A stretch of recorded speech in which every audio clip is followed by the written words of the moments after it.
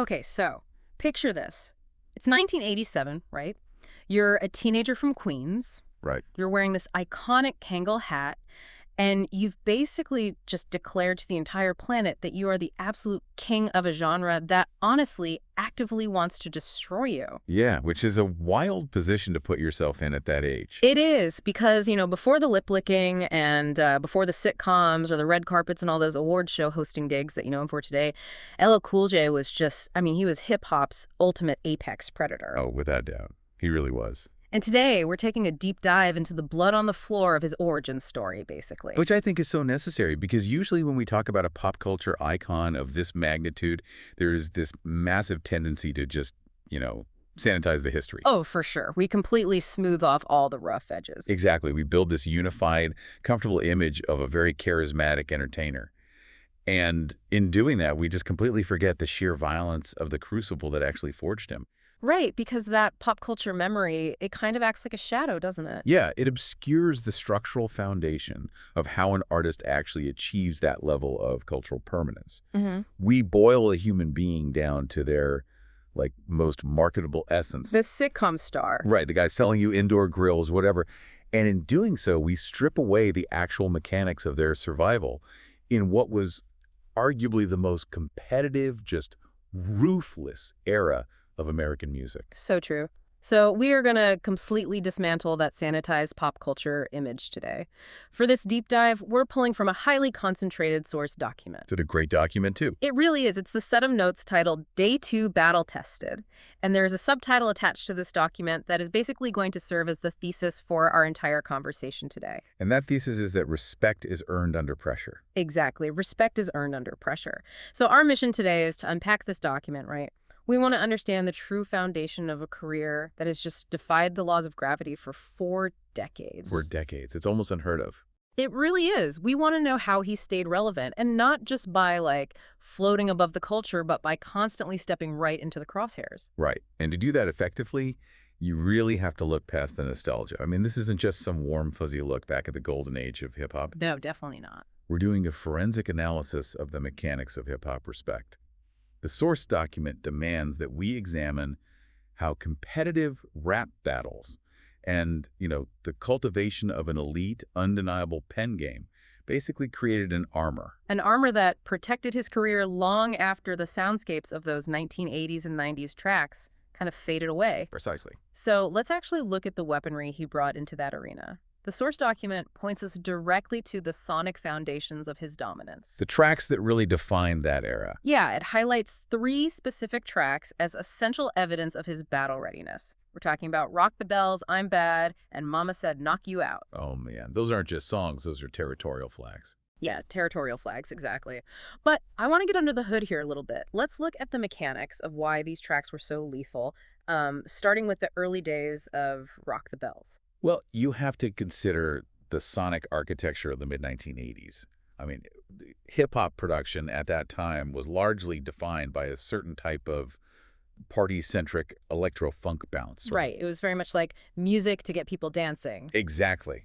But then Rock the Bells drops, and it fundamentally alters the frequency. You have Rick Rubin's production, which is just heavy, stripped-down, Roland TR-808 drum machines. It's just that booming sound. Yeah, and then layered with these really jagged guitar samples. It was an incredibly aggressive sonic bed. So it wasn't a party track at all. No, not at all. And it required a vocal delivery that could actually cut through that distortion. The artist didn't just, rap over the beat. He physically attacked it. Oh, wow. Yeah, the vocal projection was basically designed to overwhelm the listener. So it's almost like the syntax of supremacy. Yeah. Which, leads directly into the next track the document mentions, which is I'm Bad. Right. We talked about planting flags, but let's actually analyze the phrasing of that title, I'm Bad. It is not a question. No, there's no question mark there. It is not an invitation for debate. In the vernacular of the culture at that specific moment, declaring I'm bad meant you were exceptional, you were untouchable, and you were highly, highly dangerous to challenge. Yeah, it's a psychological stance as much as a musical one. By stepping into the center of the room and just daring anyone to contradict that statement, you are actively painting a massive target on your own back. Which is such a crazy move when you think about how competitive it was. Right. And the evolution of that defiance, it really culminates in Mama Said Knock You Out. If we look at the production mechanics of that track, you see an artist who is actively adapting to survive. Because things were changing really fast, Right. right? Exactly. By 1990, the genre had evolved rapidly. Those minimalist drum machines of the 80s we talked about, they were being replaced by really complex, sample-heavy production. Right, the whole environment was just shifting underneath his feet. Precisely. Hmm. And so he aligns with producer Marley Marl, who was basically mastering the use of the Akai MPC and the EMU SP1200 samplers. Okay. Marley Marl takes the drum break from James Brown's Funky Drummer, Yeah. and he loops it with this incredible driving swing. Oh, yeah, you can hear it as soon as the track starts. And then he layers it under this relentless vocal performance. The mechanics of how that heavy swinging sample drives the vocal aggression, it just completely changed the sonic landscape. It's so intense. Yeah, Mama Said Knock You Out wasn't just, a catchy hook. It was a visceral, physical threat of absolute defeat, and it was delivered over state-of-the-art production technology. Think about a heavyweight boxer, right? Like a guy with the most brutal, terrifying knockout reel in the history of the sport. Right, just devastating highlights. What? Yeah. Let's say that Boxer eventually transitions later in life. He starts doing mainstream commercials. Maybe he sells those indoor grills, like we said. Maybe he acts in buddy cop movies. Sure. The general public, the people watching TV, they might start to see him as this cuddly, charismatic entertainer. Yeah. But the boxing community, Oh, they know. the other fighters in the gym, they never, ever forget what he did in the ring. Their respect isn't based on his sitcom. It remains entirely rooted in those early, brutal knockouts. I love that analogy. And those tracks, Rock the Bells, I'm Bad, Mama Said Knock You Out, those are the highlight reel. That's exactly it. The cultural architects of hip-hop operate exactly like that boxing gym. Yeah. The POF audience might consume the, the ladies' man persona, but the peers, the people who actually dictate the historical narrative of the culture, they are looking exclusively at the highlight reel. Right. But, I mean, having a highlight reel like that naturally generates friction. It has to. Yeah, when you declare dominance that loudly, the ecosystem will inherently test you, just to see if the structure holds. Action and reaction, right? You just don't get to declare, I'm bad, without people testing the claim. And that's where the source document gets really interesting, because it moves us from these aggressive anthems directly into his actual A battles. physical test. Exactly. And it names 3 specific rivals. 3 names that represent entirely different threats over a massive span of time, honestly. Right. Cool Modi, Ice-T, and cannabis. Yes. So this wasn't just like one localized beef that he had early on. He was basically fighting a multi-front war for years. And the specific selection of those 3 challengers in our source text, it's really vital for understanding the architecture of his longevity. They represent distinct, sequential eras and completely distinct stylistic threats. Okay, let's break that down. Let's look at the inciting incidents and the mechanics of these clashes. Let's start with Kool Moe Dee. Right, so Kool Moe Dee, this is a generational clash, first and foremost. Kool Moe Dee was a pioneer. He was a foundational pillar from the Treacherous Three, really representing the old guard of hip-hop. And he basically felt like this new generation, specifically this very brash solo artist from Queens, was just stepping all over his legacy. Yeah, without showing the proper reverence. It was a clash over hubris and hierarchy, honestly. Kool Moe Dee just felt profoundly disrespected by the sheer arrogance of the new king. And the visual warfare was just as pointed as the lyrical warfare, wasn't it? Oh, definitely. Kool Moe Dee famously released the album How Ya Like Me. Now, if you look at the cover art, it features a Jeep physically running over a red Kangol hat. Wow. Which was the absolute signature trademark of LL Cool J. Right. It was a direct, unmistakable provocation. Yeah. I mean, the mechanics of this beef were all about a seasoned veteran trying to linguistically dismantle the young upstart. He was trying to put him in his place. Exactly, using these complex, fast-paced lyrical exercises.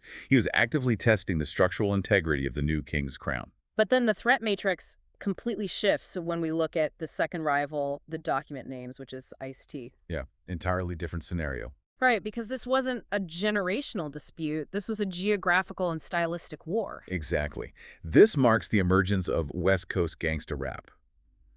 Up until that point, you have to remember, New York was the absolute, unquestioned center of the hip-hop universe. It was everything.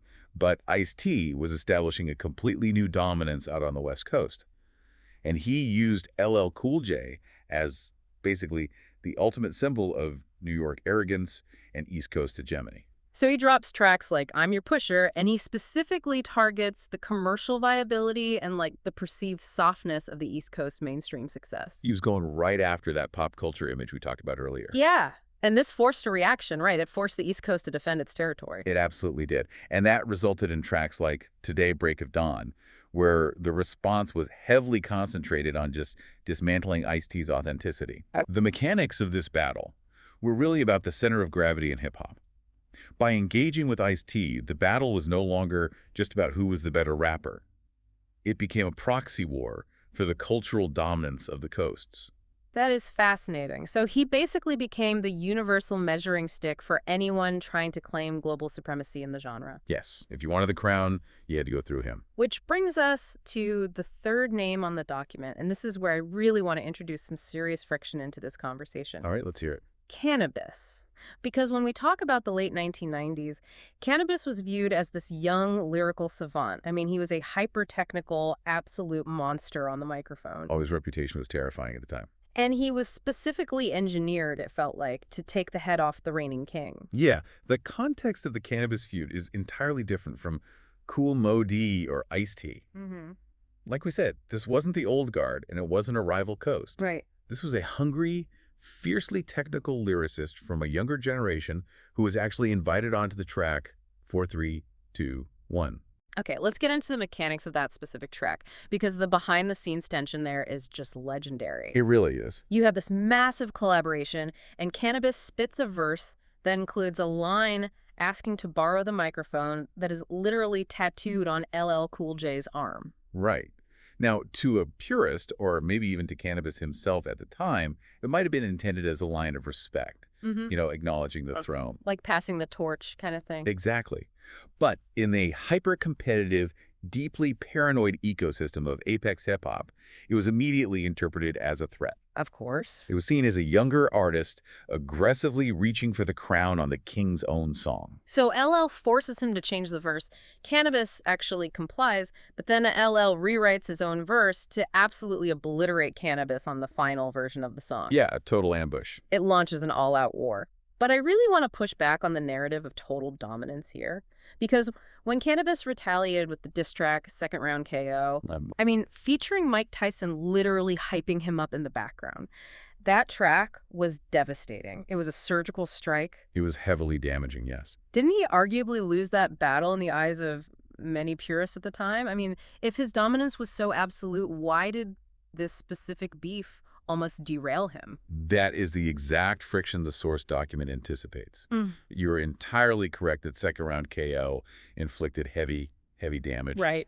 In the immediate aftermath, a significant portion of the underground and the purists we were talking about, they awarded that round to Cannabis. So how does that fit into his legacy of dominance then? Well, this brings us to a crucial pivot point in the source text. The document states explicitly the point isn't who won. See, that completely violates how we consume competitive media today. I mean, we want a scoreboard. We want a referee to raise a hand and say, this guy won. How can the outcome of a battle not be the point? I get that, but it's because the psychology of respect in this specific culture operates on a completely different axis. Okay, explain that. In mainstream society, we respect the victor of the transaction. But in the crucible of hip-hop, especially back then, respect is granted for the courage to engage. The courage to just show up. Exactly. Think about the defensive mechanisms available to an artist of his stature in the late 90s. When Cannabis dropped Second Round KO, the safest, most commercially viable strategy would have been a defensive crouch. Right, just ignore it. Yeah, just say, hey, I'm a multi-platinum artist, I'm making movies, I do not have time to punch down at an up-and-comer. We see that constantly today, actually. It's like the clout denial strategy. I'm not giving you the engagement, I'm not giving you the followers. Exactly. It's a protective mechanism to preserve the brand. But by stepping back into the arena, by releasing tracks like The River Strikes Back and flat out refusing to concede the space, he demonstrated a willingness to put a massive established reputation on the line. Against a highly lethal younger opponent. Yes. The act of battling itself generated the respect. It proved he wasn't just some studio gangster hiding behind his plaque collection. It's like Teddy Roosevelt's Man in the Arena speech, but materialized in audio form. That's a perfect comparison. You know, the credit belongs to the man who is actually in the arena, whose face is marred by dust and sweat and blood. It's not about the critic, it's about the fact that you showed up to fight, even if you took a beating in the process. Taking damage is proof of participation.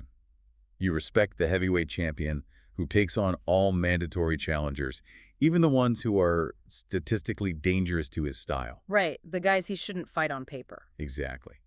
Even if a fight goes to a brutal split decision, the respect stems from the fact that he signed the contract and he walked down the aisle. But, I mean, courage is effectively a suicide mission if you don't have the ammunition to back it up. Oh, absolutely. Yeah. You can't just be brave, you have to be armed. Which moves us directly into the mechanics of his actual skill set. We have to look at the technical weaponry he brought to these fights, his lyrical architecture. Yeah, the foundation of it all. Yeah, the source document drops a quote here that is just absolute. It says, "Nobody questioned LL's pen." We really need to deconstruct what the pen actually means in this environment, because it is a metonymy for an artist's entire structural identity as a writer. Right. It's not simply the ability to rhyme words at the end of a bar. It's not a poetry slam. No, not at all. It is the capacity for complex internal rhyme schemes.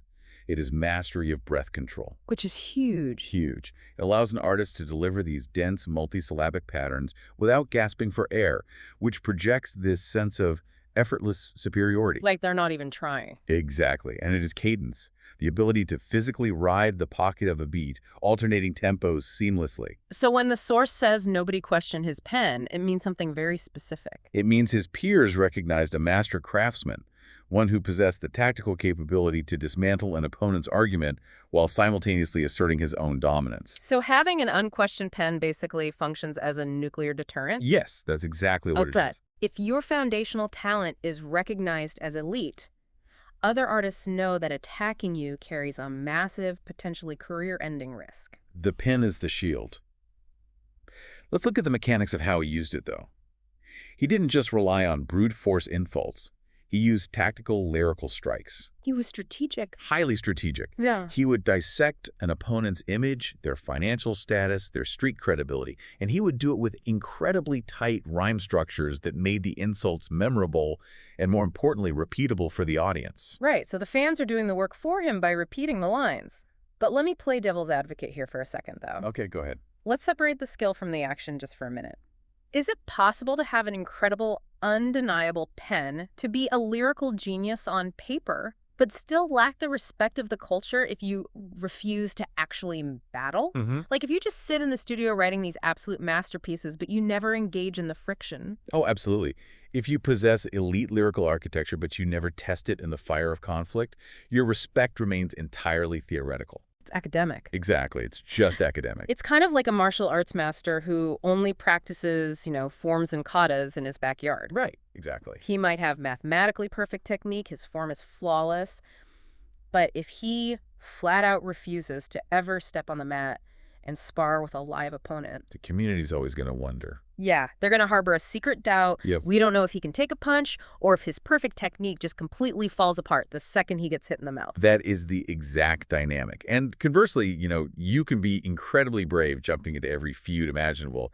But if your pen game is weak, if your technique is sloppy, you just become a punching bag. You become a joke. Right. The reason this specific legacy survived 4 decades is the rare synthesis of craft and combat. The sword and the absolute willingness to swing it at anyone who approaches the throne. The combination of the undeniable pen game and the proven willingness to face cool mode D, iced tea, and cannabis, it created an aura. Yeah. Now, it wasn't an aura of invincibility. We established he took his hits, but it was an aura of absolute legitimacy. He had both halves of the equation, the elite skill and the apex predator mentality, which is just an incredibly rare combination in any generation. It really is. But, understanding how he battled and the specific skill he used, it forces us to look at where these battles actually lived. The medium itself. Right, because the environment, the actual battlefield, dictates the stakes of the war. And the source document highlights the striking phrase. It says, "Before Instagram beefs, your reputation lived or died on wax." That's a heavy line. To fully grasp the weight of that statement, we really have to analyze the economics and the logistics of the wax era. Because it wasn't just about the music. No, we aren't just talking about a physical medium here. We are talking about an entire infrastructure of friction. Okay, let's break down that friction. Yeah. For the listener who wasn't there, what did it actually take to insult someone on wax back then? Well, in the 1980s and 90s, recording a diss track required an immense deployment of capital and resources. You couldn't just do it in your bedroom. Definitely not. You had to book studio time, which was incredibly expensive. You had to hire engineers and producers. You had to physically record onto analog tape, then mix it and master it. Just getting it recorded was a process. Right. And then came the manufacturing bottleneck. That master tape had to be sent to a pressing plant, where the audio was physically stamped into hot vinyl. The logistics alone are staggering compared to today. And it doesn't even stop there. The label had to decide if this diss track was an A-side single or if it was going to be relegated to the B-side. Right. Then, those physical records had to be packaged, loaded onto actual trucks, shipped across the country to distributors, and physically stocked on the shelves of independent record stores. Wow. And finally, after all that, you had to convince radio DJs, who held massive localized power back then, to actually play the physical record on the airwaves. So carving a diss track on wax was literally like a Cold War arms race. It took immense capital, infrastructure, time, and strategic planning just to launch one missile. Yeah. And because it took that much effort, every single strike was incredibly deliberate. You couldn't launch a missile at 2 a.m. because you were feeling emotional after a party. You couldn't just tweet it out. And the most crucial element of wax, really, is its absolute permanence. Yes, the permanence. Once that record was pressed and shipped, it was a historical artifact. You couldn't delete a vinyl record from existence if you woke up the next morning and realized your rhymes were weak. Oh man, that's a terrifying thought. You couldn't issue a PR apology on an Instagram story and just make the audio vanish. Right, if someone destroyed you on wax, millions of people bought that physical evidence. They held it in their hands, they played it in their cars, they played it at block parties. It's inescapable. It was a permanent physical scar on your legacy that you had to look at every single time you walked into a record store. Your reputation literally lived, or it died, on that piece of plastic. Now, contrast that historical reality with the modern era of Instagram beefs that's mentioned in our source tag. The digital era has entirely removed the friction from conflict. Yeah, if the wax era was a Cold War arms race, an Instagram beef is basically a drive-by shooting with a BB gun. That's a great way to put it. It's noisy, it might sting for a second, but it almost never leaves a permanent scar. The digital ecosystem just thrives on the ephemeral. Today, an artist can type out an insult on their phone, hit send, and reach 10 million people instantly, for free, with zero logistical friction whatsoever. It's zero friction. But because there is zero friction, the stakes are artificially low. If an artist drops a poorly received diss track or makes a foolish statement today, what do? They just delete the post. They delete the post, they blame their social media manager, or they just drop a controversial photo to distract the algorithm. The internet's memory is notoriously short, and the digital tide just washes the words away. So the medium itself back then demanded a much higher caliber of artistic resilience. It forced you to stand your ground. When he was trading blows with Kool Moe Dee or Ice-T, they were operating in a medium that held them absolutely accountable. You couldn't hide from a vinyl record. You really couldn't. It demanded that you stand by your words permanently in physical reality. So when the document notes that he survived rap's toughest era, it is explicitly referring to the unforgiving nature of this physical accountability. The environment filtered out anyone who lacked structural integrity. If your pen game wasn't elite or your courage was lacking, the economics of the wax era would just bankrupt your reputation. Which brings us to the ultimate synthesis of this deep dive. We have to answer the core question posed by the source document at the very beginning of all this. Right, going back to the start. How did he stay relevant for 4 decades? Because 4 decades of relevance in the music industry is a statistical anomaly. It's nearly impossible. In hip-hop specifically, a genre that actively consumes its elders and demands constant stylistic reinvention, it borders on the mathematically impossible. It really does. But if we compile all the mechanics we've analyzed today, the answer completely overwrites that sanitized pop culture narrative we started with. It's not about the smile. No. The longevity was not a byproduct of being a smooth, smiling entertainer. Mm-hmm. The television shows and the mainstream commercial appeal, those were the dividends paid out later in life. Right. They were not the principal investment. You cannot build a 40-year structurally sound career on lip-licking and charm. The foundation had to be forged in something much, much hotter. The 4 decades of relevance were purchased through the sheer force of an undeniable elite pen game. Yeah. The foundation was poured by possessing the courage to look generational threats like Kool Moe Dee, geographic threats like Ice-T, and hyper-lyrical threats like cannabis right in the eye. And stepping onto the battlefield regardless of the risk to its commercial status. Exactly.